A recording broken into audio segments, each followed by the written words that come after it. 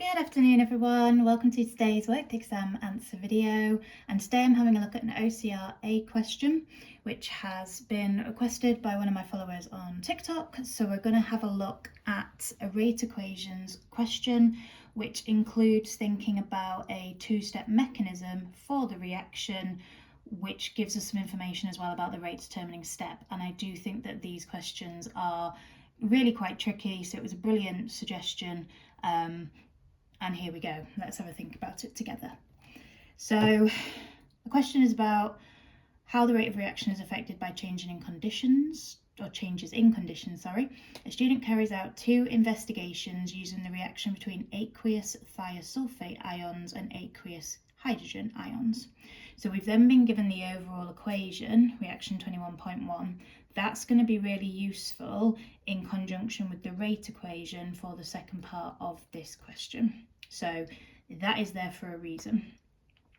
It is not there to help us to determine the orders of reaction. And as a general point, you can only work out the orders of reaction with respect to each reactant if you have this kind of kinetic data, whereby you do an experiment with set concentrations of each reactant, you measure the initial rate. You then change one of the concentrations of the reactants, repeat the experiment, measure the initial rate, then do a third experiment, change the concentrations further, and again measure the initial rate. And it's only by comparison of this that we can work out the rate equation. Now what this rate equation is telling us, rate is equal to K S2032 minus in square brackets, is that the order with respect to the S2032 minus ions has to be first order. And like with other aspects of chemistry, if we have like a chemical formula and we have one atom, we don't use a little subscript 1, and we don't write a 1 for a balancing number in an equation either. For first order, we don't do to the power of 1. That's the assumption that we need to make if something is in the rate equation with no power. Another reason why this is very helpful to be given, although it does tell us that these two things are reacting together prior to the equation, is that this is something that is in the overall equation, but it isn't something that appears in the rate equation. So that therefore tells us that the H plus ions are a zero order reactant.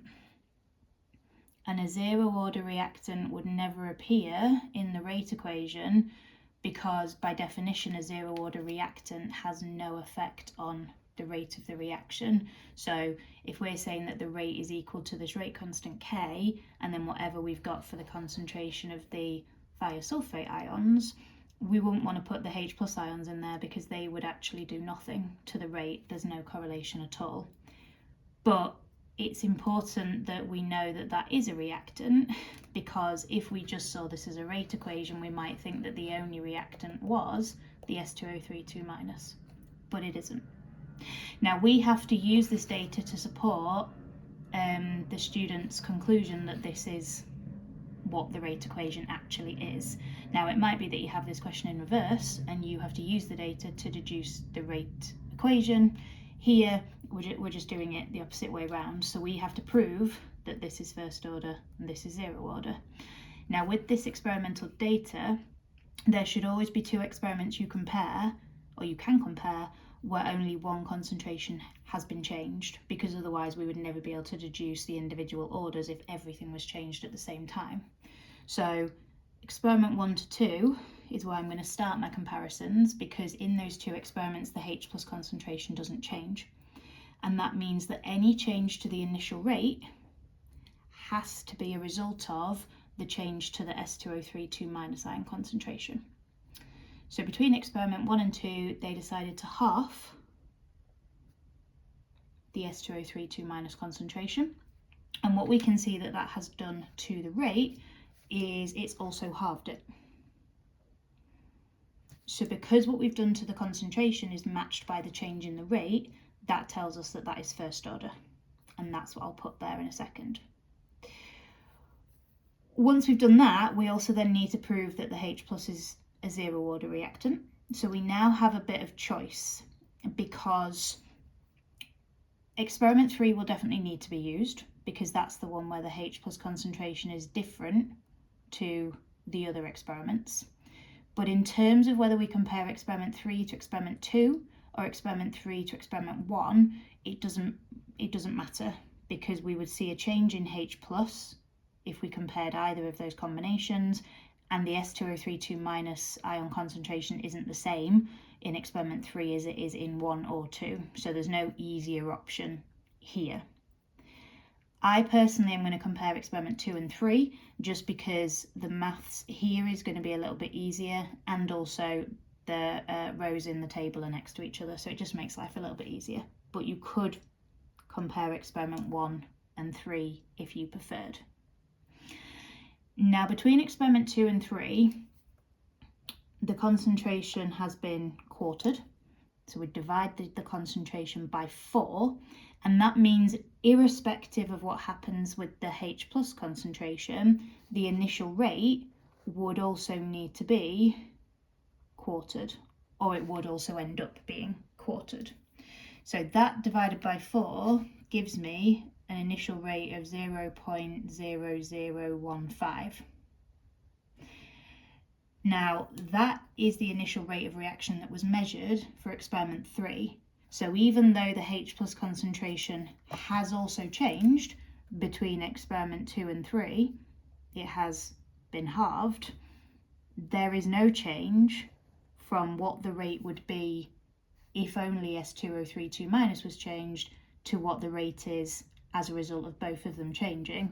So that shows us that it is a zero order reactant, the H plus ions, because there is no change to the rate if we also change the H plus concentration, and therefore the data definitely supports that that is the rate equation.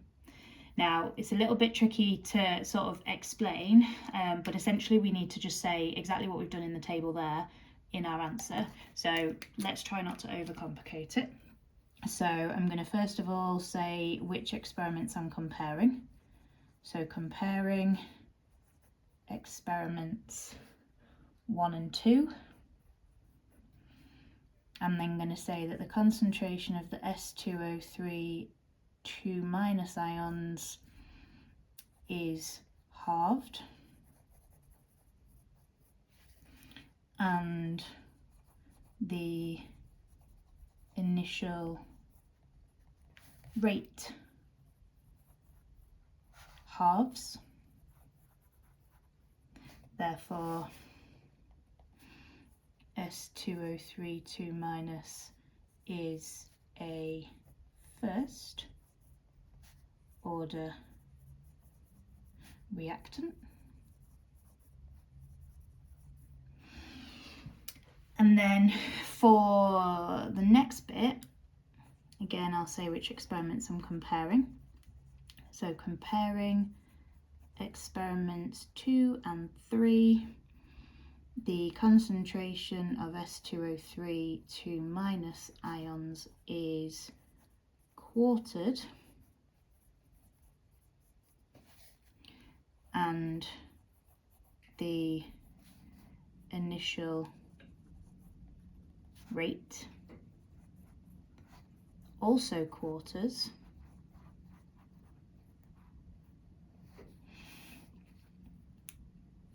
but the concentration of H plus is halved, yet the rate doesn't change. Therefore, H plus is a zero order reactant, and our zero order reactants will not appear in the rate equation as I explained before, but equally if we did put square bracket H plus to the power of 0, anything in maths to the power of 0 is equivalent to 1. So you'd just be timesing whatever this is by 1, which is obviously not going to change it at all. I'm just going to make a note here, therefore not in the rate equation. Okay, so hopefully that's all good so far. Now we need to know, in order to think about the next question, the overall equation, which we've got, and also the rate equation. Because when we're thinking about exactly how this reaction takes place, and we write sort of like a two-step mechanism or potentially a three-step, four-step mechanism, all of the mechanism steps have to add up to match the overall equation. So we can't write two steps and it not give us overall one S2O32 minus with two H pluses to make one sulfur, one SO2 and one H2O. If you write two steps and they don't add up to the overall equation, then it's not going to work. You won't get the marks. You're going to be wrong. The other thing that we need to do when we write these mechanism steps is take into consideration the orders of the reactants, because anytime we have a zero order reactant, that always has to appear after the rate determining step. And if you have a first order reactant, you will need to have 1 mole of that in or before the rate determining step. And I know it's not applicable here, but if you have a second order reactant, you need 2 moles of that in or before the rate determining step. Now the key thing that they've told us here is that the first step is the rate determining step.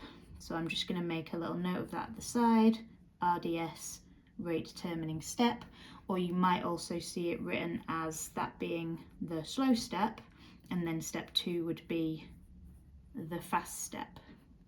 So with that in mind, and our knowledge that because we have a zero order reactant in H+, this needs to come after the rate determining step, we therefore know that that needs to appear in step 2. Can't appear in step 1 because that's the rate determining step, and this has no effect, or change in the concentration of this would have no effect on the rate. So that has to appear in step 2. However, the S2O3 2 minus ions, we need, because it's a first order reactant, there to be 1 mole in or before the rate determining step.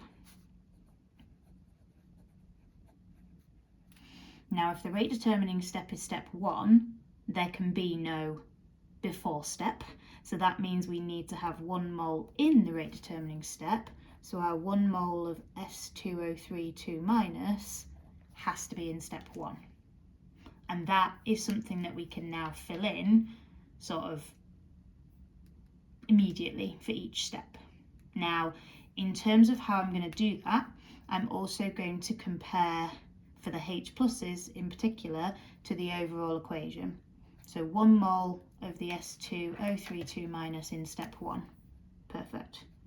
S2O3 2 minus, 1 mole of it in step 1. There is only 1 mole of it in the overall equation, so I am not going to have any more S2O3 2 minus in step 2, otherwise it's not going to add up to give me the overall equation in reaction 21.1. So that's not going to appear anywhere else. For step 2, the H plus has to be in step 2 after the rate determining step, but again we need to think about, well, how much H plus am I going to need in step 2? And if it can't appear in step 1, we've got to have the 2 lots of H plus in step 2. And remember, it can't go in step 1 because that's the rate determining step, and a zero order reactant always appears after the rate determining step. So those are 2 things I can fill in straight away. Now this is where it gets really tricky, because to finish off these 2 steps, we're going to have to think about making an intermediate in step 1 that can then be used up in step 2, because an intermediate needs to be used up because it's not something that's going to appear in our overall equation. But I also then need to make sure I'm making sulfur, sulfur dioxide and water as the products in step 1 and step 2 all together. So this is, in my opinion, this is one of the hardest things you can get asked to do. And if you're an AQA student watching this, you might have to do the first part of this question. For part II, you would be given the two-step mechanism and you would be working out which was the rate determining step, which is quite a bit easier in my opinion. OCR students, I'm really sorry that you have to do this because it is really hard. But if we're thinking about S2032- and we have a look at what we've got in the products, it's kind of about thinking, well, what could I make from the S2032- in the first step that is also a product, and what would that then leave me with? So the way I've done this is I've gone, right, I'm going to make the sulfur in step 1. And if I make sulfur, that's then going to leave me with an SO32- ion, which is going to be my intermediate ion, because that is nowhere in this equation. So as soon as I'm saying, well, I'm going to make that in step 1, I then have to immediately write it in the reactant side of step 2 so that it then cancels when we add these two steps together. There are other ways you can do this, or there's certainly at least one other way. I think this one makes more sense because I feel like we should be aware of SO32- as an ion. We can have H2SO3 as a version of sulfuric acid, so that is probably more familiar than the alternative in the mark scheme. And this is the one that makes sense to me as well. Now, we haven't yet shown how we're going to make the SO2 and the H2O, and obviously we were never going to be able to make the H2O in the first step because there was no hydrogens here. So we have to make the SO2 and the H2O in the second step, and it just so works out that if the SO32- was to become SO2, lose an oxygen atom, the oxygen atom can bond obviously with these two H pluses to make water. Now that is going to give us an overall equation of S2O32- plus 2H plus SO32- to give S plus SO32- plus SO2 plus H2O, and this appears on both sides of the equation, so that would cancel out to leave us with, ta-da! Now, I appreciate I've probably made that look really simple, but a few key pointers for other questions that you might see. If it tells you which is the rate determining step, label it, either as RDS or slow step, and then the other one or more would be the faster steps. From your rate equation, make sure you know what order of reactants you have, and if you have zero order, it has to always be after the rate determining step. If you have a first order reactant, there would be 1 mole of it in or before the rate determining step. And I'll also just make a note here that if you were to have a second order reactant, you would need there to be 2 moles of that in or before the rate determining step. And it could be that you have both moles in the same step. It could be that you have 1 mole in the rate determining step and 1 mole before the rate determining step. Either or is fine, so long as obviously it matches that rule. And also the steps, when you put them all together, give you the overall equation. Once you know where these things need to be, put them into each of the steps, figure out an intermediate you can form in the first step and then use up in the second step, and then obviously make sure you've got all of your products. It's really not that straightforward, but hopefully that gives you a bit of a blueprint for what you might be able to consider in other questions. Please feel free to ask if anything is unclear. Please let me know if you've come across something similar that you want me to do as like a follow-up video.